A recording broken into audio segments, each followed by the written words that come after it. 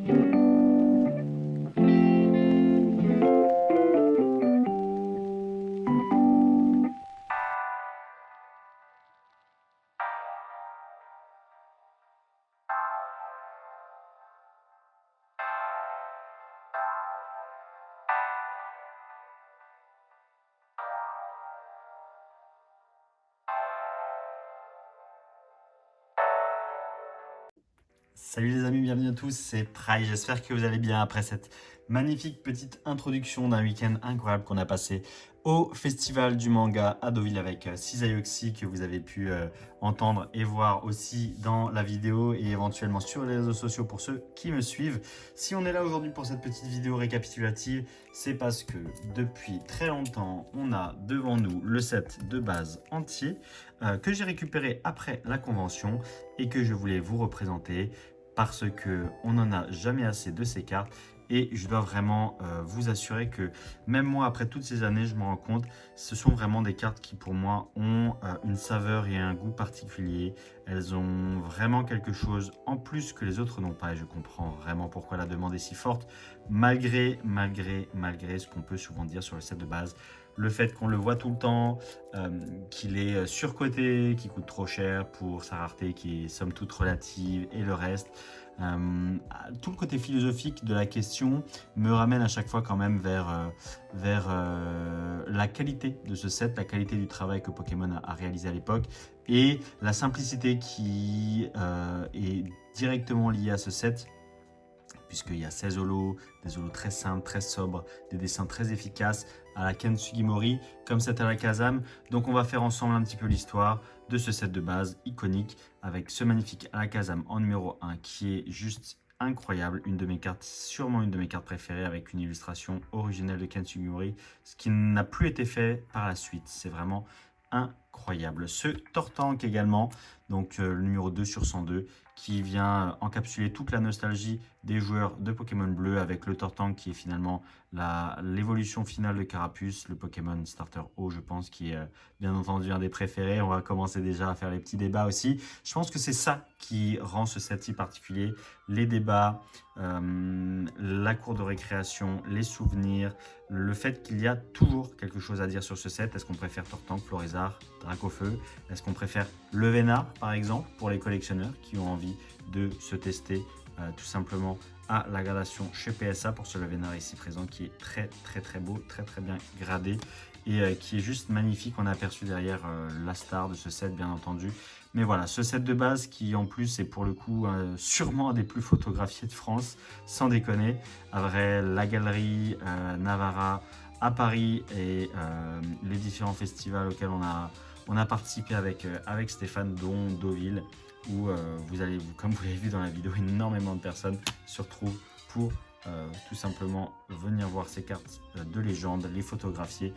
Et je trouve que ça a une sensation vraiment particulière. On voit dans le regard des gens la beauté de ces cartes. Et c'est aussi pour ça que je voulais faire cette vidéo aujourd'hui, pour reparler de la beauté de ces cartes, de l'importance de ces cartes dans le lore Pokémon, dans l'univers tel qu'on le connaît, et pourquoi est-ce que ce set a autant de succès. Voilà, on fait une petite vidéo comme on en a pu faire depuis longtemps sur une collection post-expédition Aquapolis, enfin pré-expédition Aquapolis. Donc voilà, magnifique Dracofeu, bien entendu, la quintessence de ce que le set de base peut vous offrir. Une carte juste incroyable dans un état de fou furieux qui a été tiré sur cette chaîne. Ici même, la vidéo qui a fait le plus de vues sur la chaîne, la display set de base édition à ouverture. Magnifique vidéo malgré la qualité pourrie et l'état dans lequel se trouvait eh bien, tout simplement le bureau à l'époque. C'était très compliqué de filmer. En tout cas, voilà pourquoi est-ce que ce set de base est si apprécié. C'est grâce au débat, grâce à la légende des jeux vidéo Pokémon, de la nostalgie qui entoure toutes ces cartes, des différents Pokémon qui ont été illustrés, de la touche graphique de Mitsuo Harita sur le Dracofeu, de la touche et de la patte si reconnaissable et l'efficacité de Ken Sugimori. Des débats à n'en plus finir. Pourquoi Melofé? Pourquoi pas un sécateur? Pourquoi est-ce qu'un sécateur a été dans le jungle? Pourquoi est-ce que certaines holos ne sont pas apparues dans le set de base, sont apparues après? Voilà, autant de choses qui font que ce set de base reste iconique, efficace, avec des Pokémon juste incroyables. Ce Léviator, bien entendu, Tignon, qui est un petit peu moins coté, mais qui malgré tout reste une carte juste incroyable également, avec les magnifiques gants de boxe, l'holographisme énorme qui la rend difficile aussi à faire grader. Tignon, c'était une des premières cartes que j'avais dessinées étant petit, je me rappelle très bien sur Paint Windows 98. J'avais dessiné un Tignon avec les gants de boxe qui se cachent derrière, devant le Pokémon et qui cachent un petit peu derrière le tignon. C'est très très très sympathique. Une carte un petit peu boudée aujourd'hui forcément, puisque c'est pas celle qui coûte le plus cher, mais parlons illustration, parlons travail graphique, parlons Ken Sugimori, c'est juste ahurissant de simplicité. C'est une épiphanie d'illustration de Pokémon qu'on aime tous. Le Macogneur qui est juste pareil, incroyable. Macogneur hein, du set du deck, pardon, du set de base bien entendu, mais du deck surtout, donc qui était beaucoup plus évidente à trouver et qui se trouvait tout le temps en édition 1, bien entendu, comme vous pouvez le savoir. Très très très sympa ce Macogneur. Pareil, illustration de Ken Sugimori, je me rappelle avoir demandé à une amie qui dessinait très bien à l'époque, adulte, de le dessiner pour moi quand j'avais 4-5 ans. J'étais déjà complètement fou du Pokémon et je pense que Macogneur avec Alakazam et Ectoplasma sont mes 3 Pokémon préférés, Pokémon nécessitant un échange pour évoluer, bien entendu. Ça avait aussi quelque chose une saveur particulière. Voilà pourquoi ce set de base est si particulier à nos yeux, à tous, et pourquoi est-ce qu'il fonctionne encore aujourd'hui après toutes ces années. Magnéton, très jolie illustration, une des premières illustrations un petit peu graphiques. Keiji Kinebuchi, pareil, très boudé, mais dans le lore, dans l'univers, un Magnéton, c'était vraiment une carte et un Pokémon difficile à obtenir. Il sort un petit peu, il est en 3D, il est très sympathique. Voilà, on est quand même là pour discuter des illustrations et c'est important de lui faire honneur à ce Magnéton. Mewtwo, simplicité, efficacité, Ken Sugimori. Un petit peu dommage qu'il soit pas un ressort, qu'il ne ressorte pas autant que dans certaines autres illustrations, un petit peu comme ce Mewtwo là de Éveil des légendes avec les doigts qui sont pointés vers l'extérieur, vers nous. Voilà, mais quand même un magnifique Mewtwo, encore une fois édition 1, qui fait honneur à son espèce et qui est un des Pokémon les plus appréciés du set. Un petit peu maigrichon ce Mewtwo, un petit peu rachitique, mais très très très très beau, qui nous rappelle plein de souvenirs. Nidoking est beaucoup plus balèze, beaucoup plus énervé celui-ci, Nidoking du set de base, de l'évolution de Nidorino et Nidorina, enfin Nidorina qui évolue forcément en Nidoqueen et Nidorino en Nidoking, mais on a un Pokémon vraiment incroyable également, un petit peu shiny sur les bords, c'est des couleurs qui sont assez pastel pour le coup, mais on a quand même un Pokémon qui est très très très sympathique, pas celui qui est le plus reconnu, mais quand même. Fenard, très sympathique Fenard aussi, qui fait partie de la légende des cartes Pokémon du set de base.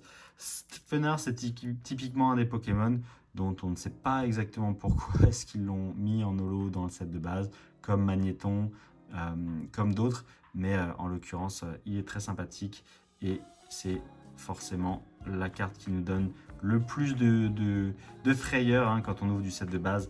On voit du rouge, on voit numéro 12 et là on se dit ce n'est pas Dracofeu malheureusement. Tartare numéro 13, pareil, Pokémon 3 évolutions qui a tout à fait sa place dans le set de base puisqu'il a 3 évolutions et que c'était un Pokémon vraiment vraiment particulier.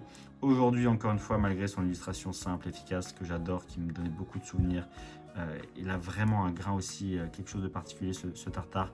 Et bien malheureusement ce n'est pas forcément Lolo qu'on préfère aujourd'hui, mais rendons-lui encore une fois hommage dans cette vidéo parce qu'on n'a jamais assez de sets de base. Raichu, l'évolution de Pikachu, iconique, magnifique bien entendu, nécessaire de en faire une évolution, un petit peu comme Melofé. Pourquoi Pikachu n'a pas eu d'illustration, c'est dommage. Melodelph a eu son holo également, donc Pikachu et Raichu auraient pu avoir leur holographique.